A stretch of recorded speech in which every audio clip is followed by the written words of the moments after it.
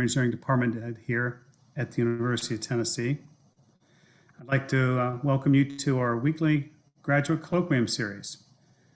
Today we're very fortunate to have Corey Hinderstein. She is the Vice President of International Fuel Cycle, of International Fuel Cycle Strategies at the Nuclear Threat Initiative based in Washington, D.C., where she focuses on international nuclear fuel cycle policy, improving global nuclear security, as well as arms control and non-proliferation verification. From 2015 to 2017, she was the Senior Coordinator for the Nuclear Security and Non-Proliferation Policy Affairs at the Defense Nuclear Nonproliferation Office at the NNSA and DOE. She's the editor of Cultivating Confidence, Verification, Monitoring, Enforcement for a World Free of Nuclear Weapons, and co-author of the Innovating Verification, New Tools and New Actors to Reduce Nuclear Risks report series. She's the past president and a fellow of the Institute of Nuclear Materials Management. She serves on the board of directors of the World Institute for Nuclear Security. She also serves on the Idaho National Laboratory Nuclear Science and Technology Strategic Advisory Committee and the Executive Advisory Group for Global Security at Sandia National Laboratories. So welcome, Corey. Thank you so much, Wes. I want to start by thanking you and the University of Tennessee at Knoxville and Ashley Nelkin for facilitating my participation today. Really appreciate your help, and I look forward to this. I know we're a large-ish group for a Zoom meeting, so I will try to present what I had prepared and get to the Q&A, because I think we have a lot of really interesting things to talk about. And there are certain things that I may not spend a lot of time with in my talk, but I'd be very happy to come back to in the Q&A. I also say this with hesitance, but I'm going to say it anyway. Normally, when I'm in a group, I'd much rather there be a dialogue than a monologue. And so if there is something that comes up while I'm talking and you'd like to jump in the moment and ask a question that's really relevant to the moment, I would encourage you to unmute yourself and just go ahead and do that.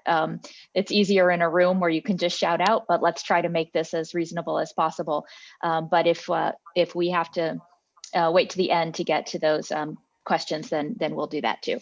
I'm going to go ahead and share my screen. I do have some slides. If you're not able to monitor visually, I know that we all have a lot of things to do all at once.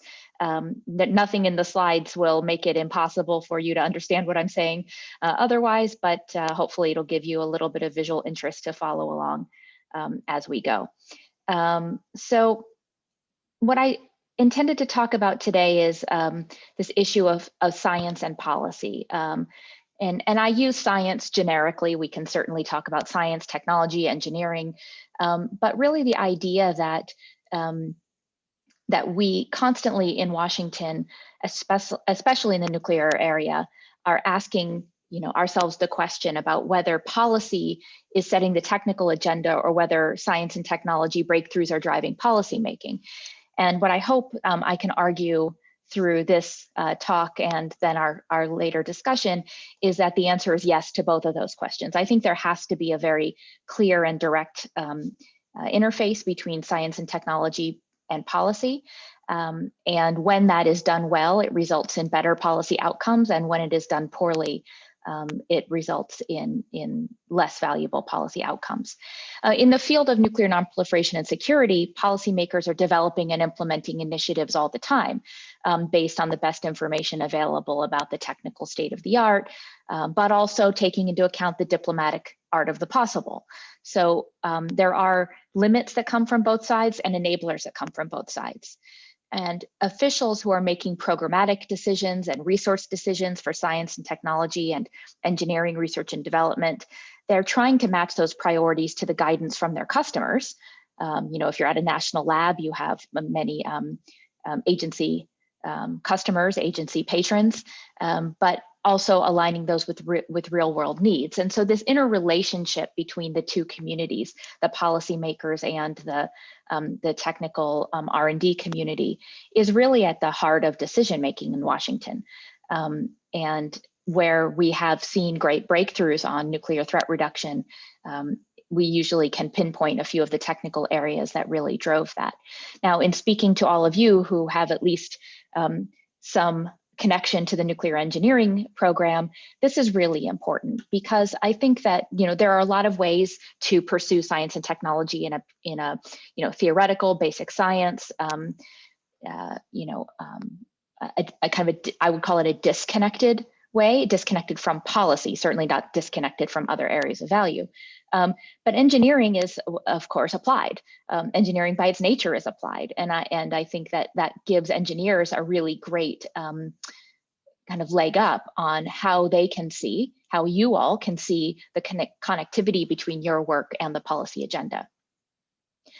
More and more, we have scientific and technical matters at the heart of diplomatic and security decisions. I put some questions here. How do you dismantle or roll back a nuclear program that's capable of producing nuclear weapons?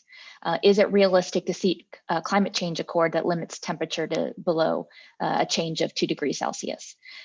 Should I worry if a particular country seeks to acquire a particular piece of equipment or technology or capability? How do we know who initiated cyber attacks on a U.S. company or government agency? These are questions that fundamentally have some science and technology basis to them. And the key question, the screen capture that I have here from David Letterman's show, he used to ask, have a skit where he would ask this question: is this anything? Or I've put in the heading another way of asking a question: should I be worried about this? Policymakers will constantly have that question, whether it's as a result of their intel brief or their briefings or their tours of the national laboratories. Should I be worried about this?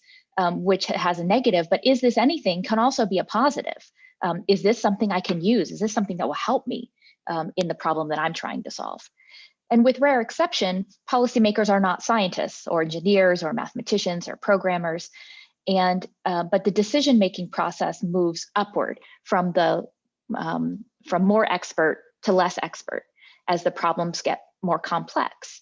And by that I mean, that when we talk about the interagency process, now we're going to get into total DC wonkdom here. So this will either be great for those of you who are interested in the DC community, or this will illustrate the problems with Washington policymaking, one or the other. But there is such a thing as the interagency process. And that is the process by which the different elements of the federal government, but most importantly, the executive branch, in this case of what I'm talking about, both collaborates, coordinates, divides up the problem, and solicits the input of the appropriate experts on different elements. So there are agency views, which are informed by experts and leadership. So in the Department of Energy, you have the Secretary of Energy and the entire DOE infrastructure.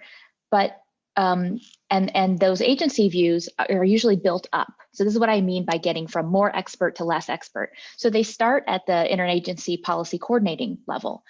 That's generally the assistant secretary level. There are also sub IPCs at the deputy assistant secretary level. But this is where things start to go from the career civil service to the political appointee level. And that's what's really important when we're talking about policy, because at the career level, you have deep expertise steeped in issues, having often worked years or decades on certain issues, being well informed and well aligned with the technical and policy, the technical infrastructure out there. Again, most likely in the national laboratories. But also connectivity sometimes to industry, other private sector, the universities. And so you have this really great expert cadre, and now they're responsible for briefing what needs to be known up. And so that goes to that first cut, that first level of political decision making. And then from there it goes up to the deputies, the deputy secretaries of the agencies, to the principals committee, which is usually the secretaries and their counterparts, to the National Security Council, and eventually to the president for approving a policy direction. So what happens then is that, as I said, as we go up, you get people who are responsible for more and less expert in general. And so you have the most complex, the most consequential, the most sensitive decisions being made by people with the least amount of technical expertise, or at least often the people with the least connection to that technical base. And the reason I really wanted to highlight this is why it's really important that we have good lines of communication all the way up that chain. And again, where we see it done well is not just when you have, you know, my current boss and former boss, former Secretary Moniz, a physicist, as the head of an agency. That's not common, right? So you need to have people who are facilitating that conversation and open to it. And then, and this is where I really want to highlight for all of you, you also need technical people who know how to translate that knowledge, that deep expertise, into language that's both understandable, but also actionable for all of those people who are then moving into those coordinating meetings and needing to do something with it. You know, they're not going to take a poster that you presented at, you know, at a technical conference and being able to turn that into a policy recommendation. So it's kind of up to you to figure out how to share that in a way that's usable. So when we talk about this line of communication, and I see the question that was just raised. Thank you for raising that. The message does sometimes get mangled. It's a very large game of telephone sometimes, and it can be misunderstood. It can be deprioritized, which at least is an active. That can be an active decision. I know that my option is here or there, and I'm going to go in this direction. But it also really just more often happens that the technical experts don't know how to communicate in a way that is effectively transmitting the key information. And similarly, a lot of the policy people just get spooked by technical issues. And that's actually where I wanted to go next, which is, you have these non-science agencies. I was lucky enough to be at Department of Energy, great value, great appreciation, and great connectivity to the technical community. But we would run into people in other agencies and they take these issues very cautiously, often falling back. I'm not a technical expert. If it's a regional bureau, they say that's for the functional bureau. And that's an interesting divide in Washington too. The functional bureaus are issue-based, nuclear nonproliferation, security, climate change, whereas the regional bureau or the issue bureau is going to be based, Middle East, Northeast Asia, Russia and the former Soviet Union. And so these regional folks, you'll try to talk to them about an issue going on in the region and they say, oh, that's for the functional bureau. I can't understand that. Or worse, well, let's leave technical issues to the experts, which I think is the most dangerous answer because as I hope I already made clear, I believe technical issues are everybody's responsibility. But then the generalists, they need information when they need it. So they're in the middle of a negotiation. There's a crisis situation, which could be a naturally occurring event or a human-caused crisis. There could be a sensitive export or a transshipment or a seizure of material, and suddenly they're saying, "Wait, what is this? And what does it mean? And how does that change my perception of what's going on? Or is it, again, going back to that first slide, is this anything?" That's something that can come back. So when the generalists need the answer now, immediately, yesterday, there's no guarantee that they're going to have that expert on hand or have the relationship with that expert community in the moment. So that's why I think it's really important to integrate and normalize this conversation in the day-to-day so that it's available in the crisis. So some of the areas that relate to nuclear, not exclusively though, nuclear export controls, biosecurity, and pandemics. And here I just want to say that this is a list that I've been using and building for a few years. And oops, I did have pandemics on here before last year. I'm just going to mute myself for one moment because I can feel myself about to cough. So take a moment.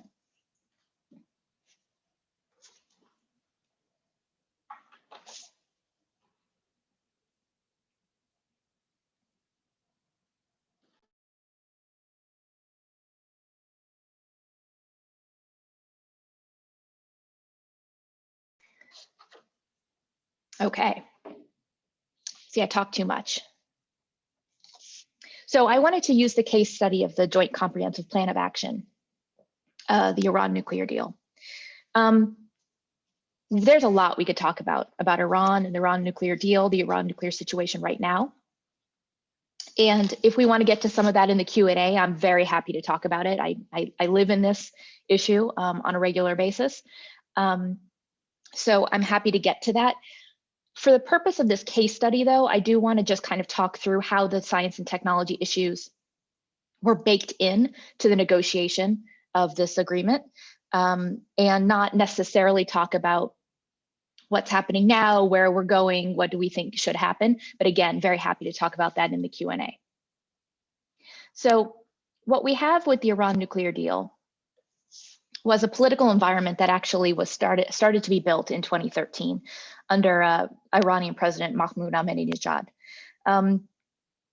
There was a conversation that was around the pursuit of specific technology, in this case enrichment technology, but not exclusive to that, that led to a conclusion by the United States, but also many of the kind of more influential, for better or worse, countries in the world, some of the key European countries, plus Russia and China, that an Iran armed with a nuclear weapon would be able to project more power in the region, be more disruptive, be more have more negative consequence to its neighbors and both United States regional allies as well as those of the other participants in this negotiation. And so the key issue was going to be preventing Iran from developing the path to a nuclear weapon. This is also based on the fact that in 2007, there was a US national intelligence estimate that was declassified or had a declassified element that confirmed that Iran did actually have a nuclear weapons program in the past, that this was not exclusive to dual use nuclear technology that could have been civilian or military. There certainly were elements of that, but they had a deliberate, purposeful, and programmatic nuclear weapons effort that had existed in the early 2000s and had ended largely by the mid 2000s. So a comprehensive long-term deal that prevented Iran from acquiring a nuclear weapon would make the United States and the region safer. That was the policy conclusion. And the policy decision, therefore, was that there was enough motivation to make a nuclear deal, an exclusively nuclear deal, despite all of the other activities that Iran conducted and still conducts in the region, activities for which there isn't there isn't support, there isn't acceptance, but that the step one was take nuclear off the table and then deal with the rest. So the hope was that would change the overall dynamic. But there were a number of technical issues that had to be dealt with in the context of the JCPOA negotiation. And those technical issues included breakout timelines, which I will define, verification, and then I want to give the example of the technical working group, because while I do talk about a lot of the positives about how science and technology was involved in the nuclear negotiation, I want to give an example of where it didn't quite meet the mail.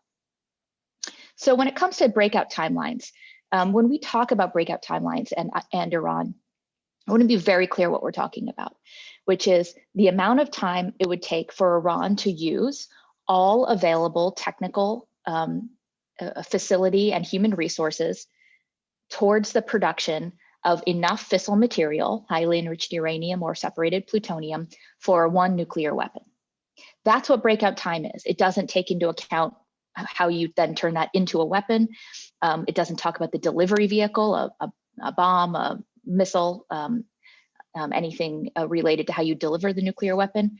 And it only talks about one. So breakout timeline is use everything you've got at your disposal towards that first nuclear weapons worth of material.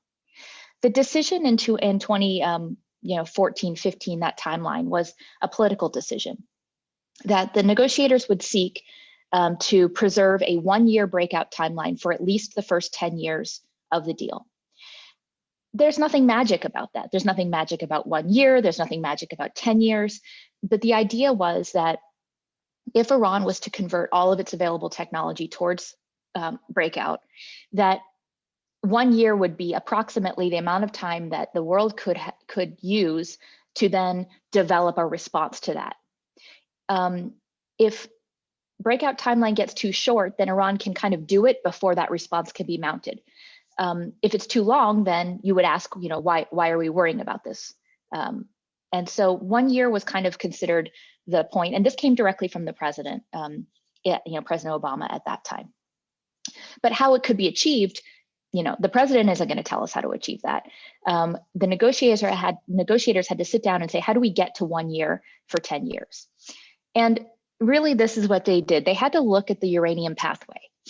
And the uranium pathway was charting the time to that significant quantity of nuclear material. A significant quantity is defined by the International Atomic Energy Agency of about 20 to 25 kilograms of 90% plus enriched uranium. And significant, the time is really a relationship between how much separative work you have and how much feed material you have. And so separative work being how much separation does each of these gas centrifuges have. So on the left side here, you have a picture of a centrifuge hall, and each centrifuge enriches uranium only a little bit. So the way that you actually enrich uranium at large scale is through cascades, the connectivity of all of these centrifuges together in different configurations, so that each centrifuge enriches a little bit, and that now depleted material goes one direction and the enriched material goes another direction, and then it goes into the next one. And so in Iran, the math is actually pretty easy under the deal, because they were only allowed to keep their first generation centrifuges, their most simple ones. Each machine had a separative work unit, a SWU of 1. So 1 machine, 1 SWU. And so you look at how many machines they have, and then you look at how much feed material they have, how much enriched uranium, at what level of enrichment. And you can use these as sliders. So you could say, okay, if they're allowed to keep more enriched uranium, then we need them to have fewer centrifuges, because then the math of putting that uranium through those centrifuges gives you a certain amount of time. If they would say, oh, actually, we want more enriched uranium than that, you say, okay, fewer centrifuges. But if they're willing to accept less enriched uranium, you can have more centrifuges. So you can kind of slide these things. And where we were at the beginning of the deal, they had about 19,000 centrifuges, 19,000 SWU, and 12,000 kilograms of enriched uranium. And the deal limited that to 5,060 centrifuges and 300 kilograms of enriched uranium, up to 3.67% enrichment. And that got us to about a year. Now, there were, like I said, there are other ways that you could have slid those things up and down and still gotten to 1 year, but that's the one that we calculated and they accepted, and it kind of, that was the negotiated outcome. So you see that those lines dropped way down. Now, right now, they're actually higher than that on all of those, both of those numbers, and on the enrichment level. But again, we can get to that. This was where we landed. So all excess centrifuges and the infrastructure were moved to storage areas, and we reduced the uranium stockpile by shipping material out of the country, mostly to Russia. Now, there was also a plutonium pathway. You can get to a nuclear weapons capability with plutonium or uranium. You don't need both. They were building this reactor called the ARAK reactor, and that's A-R-A-K, but just enough to be confusing with Iraq and Arak. But the ARAK reactor was not completed. It did not operate, but it was under construction. And if it had been able to operate, if it had reached operation, and there was no reason to think it wouldn't have based on the level of construction that they had, it would have produced 1 to 2 weapons worth of pretty good plutonium, weapons usable plutonium a year. And there was a lot of concern that if that reactor actually went hot, went critical, it would be a lot harder to address, because now you have a fully irradiated and facility, which is a lot harder to remediate, shut down, remove, change, et cetera. So it was agreed that we would fill the ARAK reactor core, the calandria, this metal piece that you see there, fill it with cement and fill all the tubes, access tubes, with cement. So once that was done, that original core can never be used again. It's now, even if you kind of pulled all the cement out and scraped it out, the core is full, it would be damaged. But more importantly, Iran said that they wanted to still have the capability of this research reactor, not the plutonium production capability, but the irradiation capability. And so there was a process that we started, which was to redesign the reactor so that it would be able to operate produce medical isotopes, industrial isotopes, but not actually produce plutonium at the same quantities or in the same, with the same isotopic composition. So it would be kind of less good plutonium and at much smaller quantities. And that redesign was being done by China and the United States with Iran. And what was interesting about that is that the core was going to require, after the redesign, it would have required approximately 300 kilograms of enriched uranium at an approximate enrichment level of 3.67%. So if those numbers suddenly sound very familiar to you, then you've been paying attention to what I said before. And you see now that those sliders, where we landed on 5,060 centrifuges, 300 kilograms of uranium at 3.67%, those numbers did not come completely out of the air. This was all done with the idea that if the goal of enrichment is to support the domestic capability to produce medical isotopes, and do research, then we wanted them to be able to have about 300 kilograms at about 3.67% enriched uranium. But in order to have that and still have our breakout timeline of 1 year, the SWU limit had to be 5,060 centrifuges. So I just wanted to highlight that because this was a negotiation that went on for months and months and months and months. And it involved very knowledgeable people. It involved very skilled diplomats on all sides. But when we ended up with this outcome, it was not magic. It was not trading cards across the table by diplomats. It was scientifically and technically informed in a way that would meet the policy goal. That's what it was. And I think it's a really good example of that.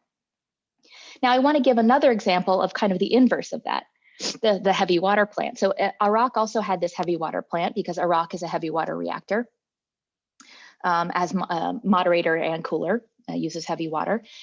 Why was a heavy water limit important in the first place? Why is this even included? Because for those of you who know your heavy water, it's not fissile material. It's not used in a weapon. It's not relevant to breakout time. But it became important because politically, Iran needed to keep the facility. They needed to be able to say domestically, to sell this deal domestically to the hardliners, we didn't have to close any facilities. And we all kind of said, all right, fine, but this is also completely irrelevant. So let's put a limit on heavy water that makes sure that they can't be producing so much excess that it could be going to a clandestine facility. That's all we really cared about. We knew what was happening at Iraq because now that plant was, that was being converted and we knew what was happening at that facility. But what we needed to make sure is they weren't just making so much heavy water that it could have been going off in some other direction and potentially to a clandestine nuclear reactor. So they did have a limit, and that limit was dictated on how much would be required for the Iraq heavy water reactor when that facility then went critical. They had to ship out the rest of their heavy water, and I wanted to bring this up just because it has a good Tennessee connection. The United States actually bought 32 metric tons of the heavy water that helped get them under the limit. And some people thought this was some sort of gift. But the truth is that heavy water, especially in large quantities, there's a very limited international market for it. And so this was actually good. The United States had been looking, the DOE's isotope office was looking out on the market for heavy water. We got a good price. It wasn't free, but a good, reasonable price. And the quality was extremely high. We had it independently tested, of course, tested it ourselves. The quality was great. So the United States imported 32 metric tons. We sold a lot of that to US customers, industry customers, commercial customers. But 6 metric tons of it went to the spallation neutron source at Oak Ridge National Laboratory. And some of you at some point might have had or will have the opportunity to work at the spallation neutron source. But SNS was actually started with light water because it couldn't, when it started up, it wasn't able to get the heavy water. As a result of this material, we swapped the water at the spallation neutron source at Oak Ridge. And it increased the efficiency of the facility as a direct result because heavy water was a better moderator for the neutrons. So it was a really good outcome for everybody. So the next issue I just want to talk about briefly is verification. And this has been in the news a lot lately. Again, happy to talk about it. The key here was there was a policy decision that was made that international monitoring and verification had to go above and beyond what the kind of normal standard was internationally in order to be acceptable for the JCPOA.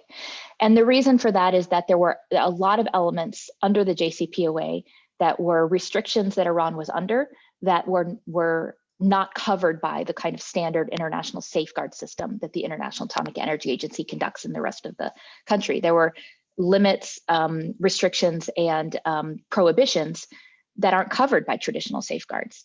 And the reason that this is important is because the limits are related to the declared program, but the verification is really addressing that covert program. How can we be sure that they're not doing something outside of the buildings, facilities, sites that we know about? And that's what a lot of the verification is really aimed around, what they declare, transparency, and then monitoring what is measured or observed. There are extraordinarily intrusive inspections that are a part of the Iran nuclear deal, and the monitoring regime makes clear that early notice, that time to respond, is still preserved. So I want to come back to what I said before about breakout timeline. Breakout time assumes that you bring everything to the table, that they use everything at their disposal. You cannot understand the JCPOA without understanding the relationship between the monitoring and verification and the restrictions. Because what the verification does is ensure that you can never reach that minimum breakout time without it being noticed. So the way that I like to say it, this kind of the bumper sticker here is, if Iran wanted to break out, they could either do it in secret or they could do it fast, but they can't do both, because fast requires them to use all of their known facilities, and the monitoring and verification would make that immediately noticed. I mean, literally immediately, because there are people on the ground every day, and instruments and tools deployed 24/7. So they could do it quickly by using everything. If they wanted to do it secretly, they would have to duplicate every facility, all the capabilities, remake all of their material equipment. They'd have to do all that without being detected, and they'd have to get an entirely new and separate and parallel cadre of people to do it. And there are an unlimited number of people in Iran that have experience manufacturing, installing, and operating centrifuges, so it's a pretty small group. So they have to somehow bring a whole new cadre of experts to it. What that means is really that we can have confidence in that 1 year, because 1 year we would know about it on day one, and we would have 365 days then to respond. What happened over the last few weeks is that Iran suspended their cooperation with some of these monitoring activities, but the IAEA, reached a deal to preserve the data and information so that they would be able to still be able to kind of draw the picture of everything that had happened during this time when some of those activities were suspended. But one of the areas that I think is really important to note is any place where there's actually fissile material production going on, or equipment that can produce fissile material, that cooperation was not suspended.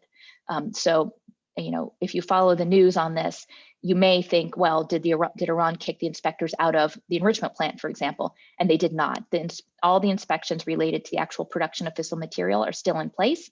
And the reason for that is that that's already included in their most basic nuclear nonproliferation treaty obligations. So that was not changed. It was some of these extra things related to manufacturing, raw materials, the right of the IAEA to kind of go to some other sites that they might have questions about. Some of those things changed. I don't want to minimize it, that those are negative actions that were taken, but we still have full eyes and ears on all of their fissile material production. And so some of the reasons that this is important, and the reason I bring it up in this context, is this is an example where a technical enabler actually helped the policymakers, because the policymakers would never even have known to ask for the right to do some of these verification activities, except that the technical team said, hey, by the way, have we told you that we have this tool available? And the interesting one here is this blue box on the right. The blue box, actually, you see it goes around the pipe. This is something called the Online Enrichment Monitor. This was developed also at Oak Ridge National Laboratory.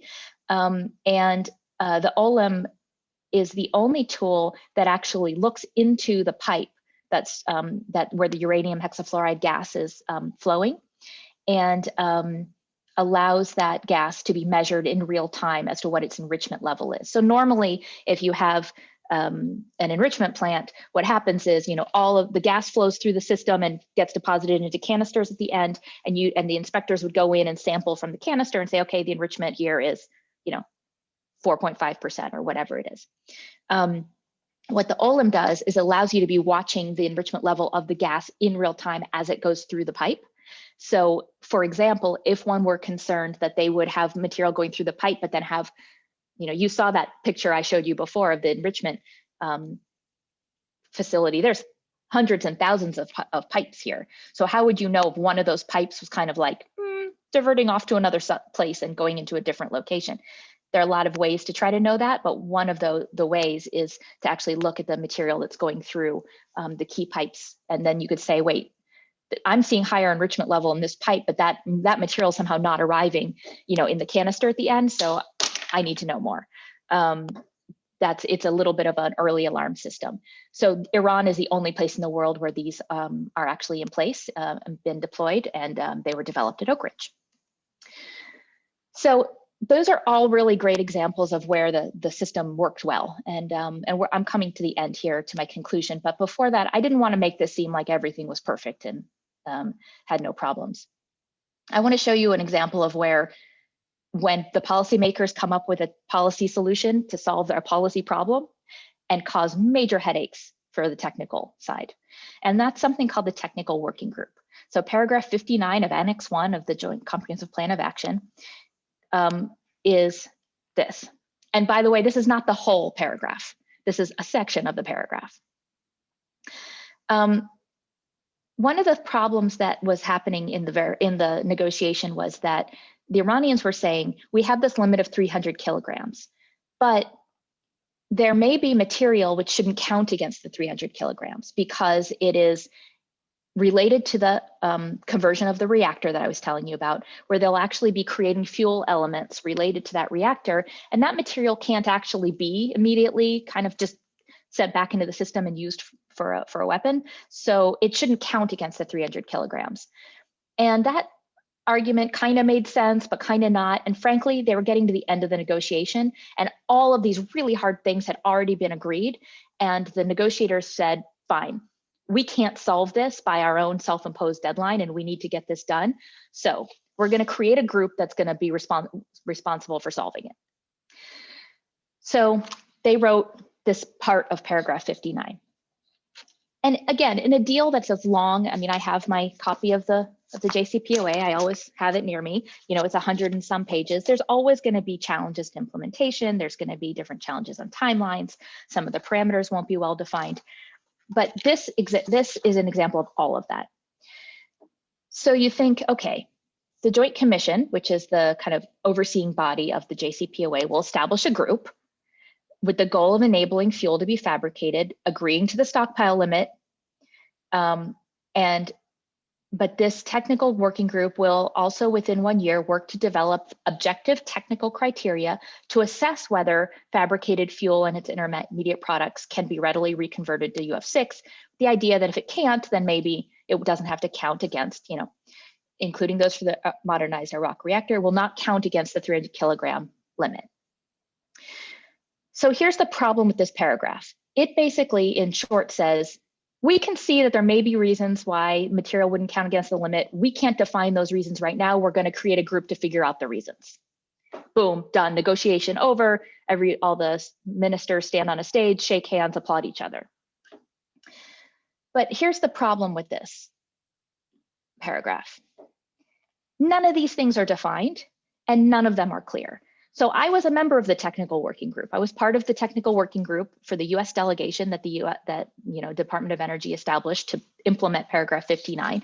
And we had to sit in a room and figure out, okay, within 1 year we work to. Does that mean within 1 year we have to have completed it? Or within 1 year, as long as we worked to do it, it counts and we met this. We have to develop objective technical criteria, not clear what that is, for what products can be readily reconverted.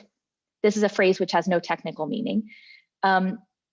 Certified to meet international standards. There are no such standards. We have no idea what the negotiators meant by this. Approves that such fuel assemblies and their intermediate products cannot be readily reconverted. Okay, wait, does cannot be readily reconverted, is that the same as the inverse of can be readily converted? It could, for instance, be achieved through impurities, such as burnable poisons. If it could, for instance, does that mean that impurities have to be on our list? And of those impurities, do burnable poisons have to be on that list? Because, by the way, there are no such burnable poisons that exist. Direct conversion back to UF6 would be technically difficult. Whose judgment is technically difficult? And if it's technically difficult, does that mean it cannot be readily reconverted, or is that something else? And then, among everything, all of these technical criteria, which we were tasked with developing, will guide the approval process of the technical working group. But it doesn't say that we have to follow it. So if it meets all of those, do we have to say that material doesn't count to the limit, or are we just guided by that, but then we can still say, no, it has to count against the limit? We sat in dozens of meetings over the course of 2 years that I was a part of it. We never came up with one objective criterion. We never came up with common definitions of what readily reconverted or not being readily reconverted. Sorry, readily converted or not readily reconverted. There was no agreement on whether impurities should count towards this, because there were no burnable poisons that any of the technical experts could come up with that actually met this standard, of which there are no standards. And there was fundamentally not even agreement within the group as to whether this approval process would be determinative or just feed into the judgment. So we deemed that we met the obligation of paragraph 59 because within 1 year we worked to develop it. So we say everybody agreed we were compliant with the deal, but we never actually came up with anything. And this is still a problem, because if we all come back to the deal and the ROC conversion continues, this is going to continue to be a problem, because they are going to have to go above 300 kilograms right before loading that reactor. And we're going to have to figure out how to say that certain material counts and certain material doesn't. So this is a good example of where it just didn't work. So let me just finish by a few kind of generic statements, coming back to my original assertion that there are benefits to the technical and policy communities about this engagement. I think I gave several examples of the interplay directly influencing the JCPOA, but some general benefits. So benefits to the technical community of engaging with policymakers. It helps the technical community steer resources and drive their timelines. It can build an international community of experts and colleagues and counterparts across the world working on similar issues. It can create champions and constituencies at very senior levels. It can provide accountability. But on the flip side, and I think sadly the one that sometimes is harder to make the case, is the benefits to policymakers of engaging with all of you. And I think that it helps make policy that does what they think it does. If you are trying to accomplish something, like they were trying to accomplish with paragraph 59, for example, if you had technical input in a more timely way, in a more effective way, that would have actually done what they were trying to do. The intention was good. The outcome was not helpful. It also can make the case for policy to a skeptical audience or provide policy neutral assessment. I mean, we see this in so many issues, ranging from vaccines to our current debates on Iran. There are people who are skeptical, who have certain political views, and many of those political views are very well, are founded in good judgment, but sometimes science and technology misunderstanding feeds into a political view in an unhelpful way. And I think it's really important that we have legitimate policy disagreement, but not legitimate policy disagreement that's based on misunderstanding or lack of knowledge about the science and technology basis. It can help you make bold decisions, but also be able to back them up. So you make a huge commitment, but you say, but we're not just making this commitment in isolation, we're making it because we have confidence that we have the tools available to implement and confirm. And it also helps in realistic program planning. I mean, in the end, R&D, manufacturing, deployment, training, and sustainment of these programs is big money and takes a lot of human resource. If you have better technical information, you can have more realistic program planning, which also sets up good outcome expectations, but undercuts if there are unrealistic expectations. So I really think there are benefits to the technical community of engagement with policymakers. I think there are benefits to policymakers of engaging to the technical community. And this is where I hope you personally will take things away. There are benefits to those of us who can speak both languages, who can speak to both communities, because we become really valuable in a world where both of these communities are trying to reach their outcomes in a coordinated, prioritized way. And 46 minutes. I think I did okay there. Yeah, perfectly on time. Thank you very much. A very, very interesting talk. So we have some time for questions.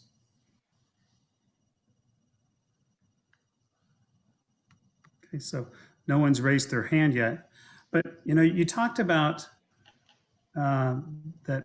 I guess Iran has gone away from some of the inspections that they initially agreed to. You talk about not the ones with the fissile producing facilities, but the manufacturing or visits to sites. What's the benefit to Iran for not doing those things anymore? Is it to give uncertainty to all of us and to have some type of fear, or is it because they really? I mean, I would think that if those criteria or those inspections were a part of the deal, that they were important. Yeah, and I will say that, so as I mentioned, Iran has violated a number of their commitments under the deal, again, as has the United States. So I'm not putting the responsibilities exclusively on Iran. But what they've done is they have exceeded all of their limits on all of the different elements of the uranium enrichment program. So number of centrifuges, types of centrifuges, amount of enriched uranium, enrichment level of that enriched uranium, and the facilities in which they are allowed to do certain activities. So they have exceeded all of those limits over the course of the last 2 years.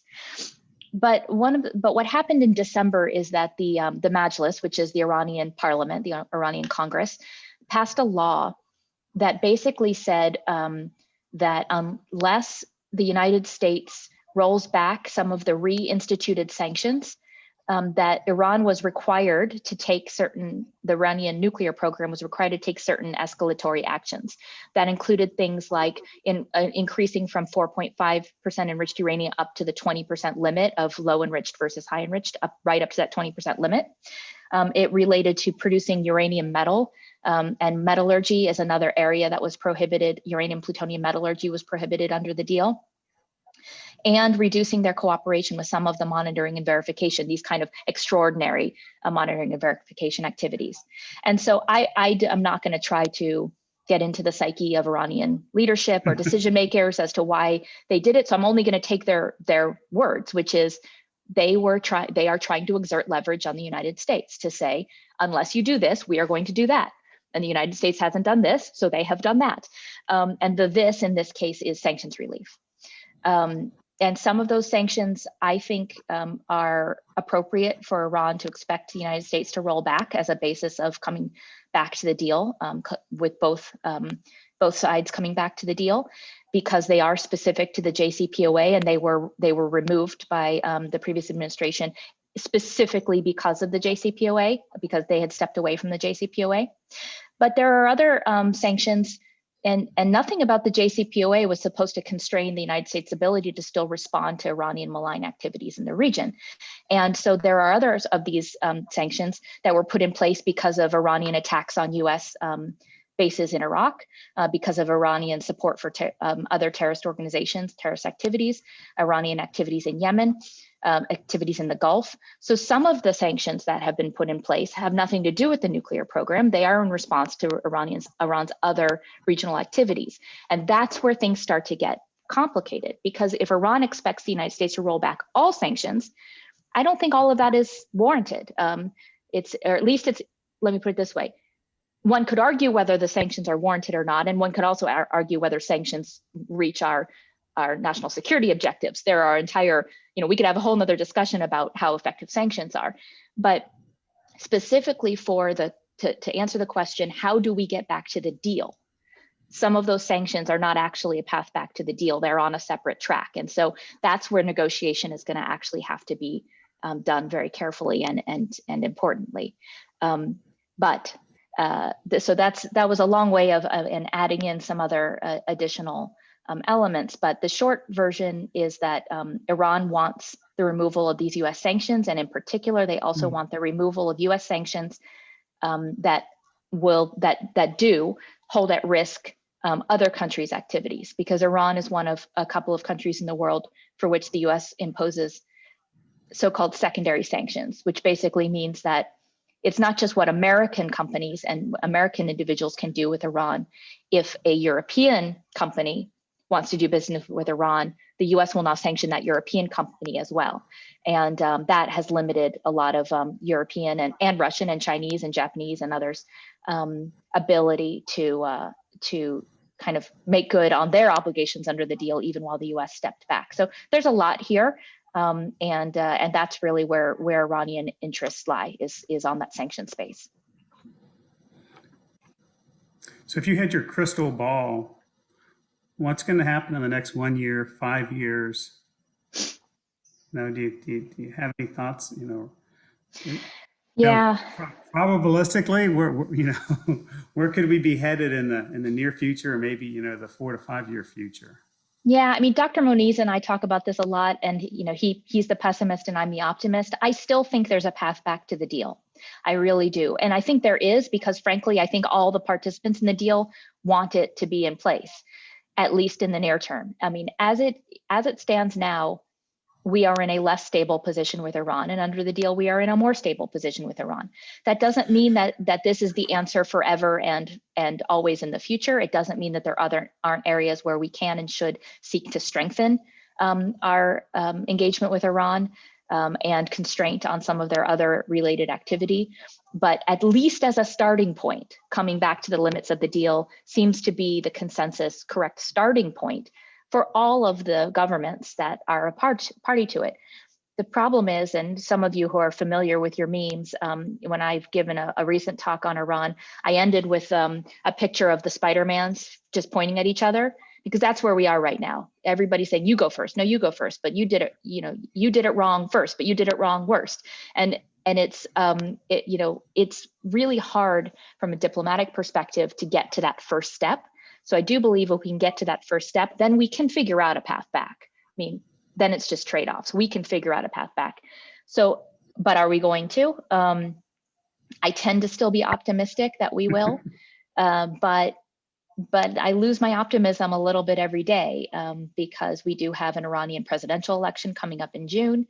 There are a number of other, you can't predict what's going to happen in the future, and so it's best to get confidence where you can in the near term. Yeah, Dr. Hayward has a question in the chat, but I have one more follow up to that. Okay. And I see that Taylor Loy also had raised his hand, or his or her hand. Oh, yeah. Apologies. So yeah. Okay. So what did the past administration see that was so flawed that they wanted to get out of the deal? Mm-hmm. So, I was not a political appointee when I was in government. I was in under different terms, and I served the first 2 years under the end of the Obama administration, and the last year of my service was the first year of the Trump administration. So I was a part of a lot of that first year conversation about what should we do about the Iran nuclear deal. And the best that I can express is that there is a perception that the deal was flawed in fundamental ways, primarily related to the timelines, that eventually under the deal, the constraints would be raised so that Iran would have what was in their mind too much capability in the nuclear space. They'd be allowed to have too much nuclear enrichment capacity, for example. And the perception was that if we put enough economic pressure on them, we could force them to the table to come back and renegotiate those elements and extend those timelines now. And then there are a number of other issues. There is certainly a perception that the deal was not good for Israel's security. There was a perception that the deal was not good because it validated Iran as somehow being, as long as the IAEA was saying they were meeting their obligations, Iran was a good guy, And there were individuals within the last administration who thought that there should be no validation of the Iranian regime at all. There should be no terms under which they could be deemed as good guys.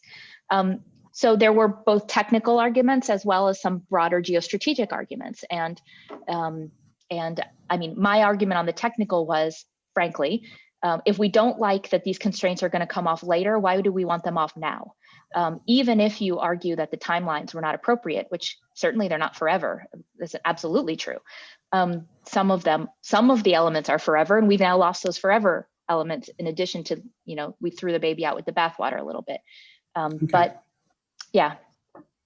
Okay, well, thank you. It's so very instructive. Taylor, did you have a question? Yes. Hi, I'm Taylor Loy. I'm a PhD student at Virginia Tech in Science and Tech Studies. A question I had was sort of the broader nonproliferation question. One of the major developments in recent history is the nuclear ban treaty, which it's a huge, significant piece of kind of in the nonproliferation space. But it's largely driven by sort of moral, ethical concerns, right? And in your discussion about how science and technology can speak to policy, there's talk about actionable, there's talk about sound science based on good facts, and good policy. Where does the ethical kind of onus lie? Is there something that the science and technical perspectives can do to kind of build that in to that advice? What a great question. I think it's a hard one. I mean, I guess that's the flip side of any good question is if it were easy, we wouldn't have to ask it. I think that science and technology and ethic, kind of moral and ethical imperatives are absolutely linked. Part of it is, I think that I'm not a supporter of the ban treaty as written. I'll just say that from my personal perspective. I think it makes promises it can't deliver, and I don't think that it helps. I don't think it helps anybody's cause who is seeking to get to lower numbers and eventually zero nuclear weapons to make an assertion of an absolute that I don't actually see as possible. I actually think it hurts the cause. So where I think science and technology comes in is helping to define what's possible, but also having some ambition. Because the great thing about, kind of pure science is that it's not constrained by the political realities. And so being able to have a science and technology base that says, look, the politicians may not be ready for this, but if they were, here's how we could do it. Or here is what we can do, and here's how we can do it. And that has value because I actually have seen that loop where a policy process is actually constrained and the technical side says, no, we can do more, and here's how. We don't have to be afraid of pushing further. So I do think that linking that up is useful. Highlighting the art of the possible is useful. And that's where you kind of need the theoretical to connect with the applied to connect with the policy, right? You need all of that range to be talking, somehow through and to each other. But I also think that there's some value to this value neutral element of science and technology. It feels less and less possible sometimes when you just live in Washington and in this world, but I do think that it's important to say, if we need to do these kinds of measurements, here's how we do it. But also, here's how much time that takes. I've seen this with disarmament verification, for example. There are a lot of people who think we can verify dismantlement through a measurement because they think that taking a measurement is the same as scanning a barcode at the supermarket checkout. You just go boop, and then you have your measurement. And being able to say, okay, you actually have a dwell time of, however many minutes or hours in order to get an accurate measurement. And because of that, we might only be able to do a certain amount of those per day. What does that tell us about how we have to build a system around that? And then you have people who think, who might have gone in saying, okay, we're going to measure everything. And suddenly they're thinking about statistical methods and saying, oh, okay, there are 100 objects. We know we're only going to be able to measure 3. How do we design a system around those 3 that give us the best possible confidence, right? But it all has to be informed by those practical realities. So being able to have all those conversations, I think, is really important. So we have time for one more question. Yeah. Actually, I don't have time, but we'll squeeze one in anyway Sure. if you allow us. I can So stay. Dr. Ford says, as a principal investigator level, how do you recommend that we go about better engaging policy experts? And what's your understanding of the way NNSA collectively does that? And then Karen has a follow-up question saying, do you have any recommendations for nuclear engineering graduate students to engage with the policy community to better understand the policy content? Sure. And let me start by also saying I understand we're at our time, so I won't take it personally if people drop off. And thanks to Karen for chiming in. I should have thanked Karen Hogue at the beginning also for being somebody who connected us. So thank you, Karen. So I think these are really good questions. And so let me start with the PI level. I think that there is, first of all, there are a lot of opportunities, and I'm going to do a little bit of a sales job here for the Institute of Nuclear Materials Management, but there are also a lot of other professional societies. And I think looking for rooms where there are technical and policy people together are, I think that's really valuable. I know for me, that's been valuable to connect to the technical community because despite my, I'm a technical fangirl, but I'm not a scientist. And so I really learn from being in rooms with technical experts. And one of the most important questions I can ask, and one of the interesting questions I love when people ask me is, how is what you're doing going to help me solve my problem? And so like when I go to a poster session for a technical, a student, especially a grad student, they're very used to looking in their, like this is my PhD work, this is my thesis, or this is my, my lab work, this is the thing I'm doing. And I'll often say, how would somebody use this? What issue is this connected to in the world? How is what you're doing helping to answer a question we don't have an answer to or solve a problem we're looking for? And it often takes that student, especially, a step back, but also frankly, professionals, where they say, well, no, you don't understand because I'm measuring this thing in this core. And I say, okay, now that you've measured that thing in the core, what is that telling us? And they'll say, oh, well, it might actually tell us something about how different configurations using lower enrichments. I'm like, aha, now you've just made a nuclear security argument. If we're looking to lower the enrichment level of commercially available of fuels because we are trying to reduce the attractiveness of material for a non-state actor for theft, you're now helping me do that, right? But we need to have that conversation together because they might not know they're making a nuclear security argument. And so but similarly, going the other way, I would love it if technical people say, hey, I'm working on, how to do these measurements or how to do, how to have more accuracy on this or how to increase the safety or how to improve the codes or whatever the issue might be, and ask me, is this relevant to you? Ask me is this anything question? I'm open to it. And I think having that back and forth is great. And it's hard to find rooms where you can do that, but they're out there. And I think we all need to facilitate those interactions because to me, that's where cool things come out. And the way NNSA collectively does it, I think it's a mixed track record, as with everything. I think that there are offices that do a really good job at reaching out to their folks, especially within the laboratories, but also through the university consortia and things like that, in trying to both empower and incentivize and then uptake the work that's being done. But that's the gap that is sometimes really hard to jump over from somebody who's working on something to the person who might be a user and find that connection. So that's tough. But the other thing is there are lots of opportunities for people to actually go serve in federal government. There are IPAs, there are MNOs, there are all sorts of other kinds of mechanisms. The NNSA Graduate Fellowship Program for any of you students out there, amazing program.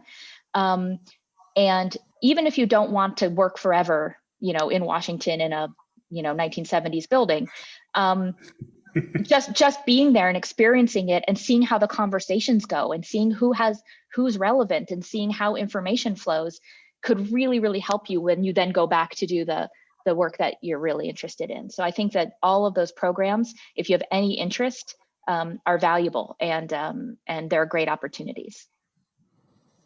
Well, great, Corey. Thank you so much for spending some time with us today. And I want to report that we didn't have a single person drop off in this last 5 minutes.